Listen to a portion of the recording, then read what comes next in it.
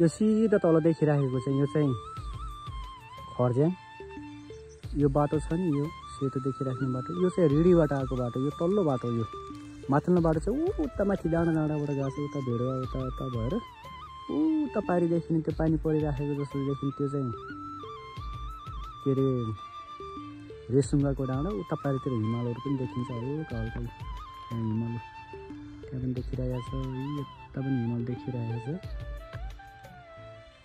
बाँकी चाहिँ यता सिधा उतातिर त्यो चाहिँ सन्धि खर्क पर्छ, यतातिर सुक्खा। यस्तो रमाइलो बाटो छ, रमाइलो ठाउँ। हामी चाहिँ उता माथि डाँडाबाट यता माथि डाँडाबाट आएर हामी फर्किने तयारमा हामी उहाँ जान्छौँ। हाम्रो धेरै घुम्नुपर्छ, गएर चाहिँ हामी अब घर गएर खान्छौँ।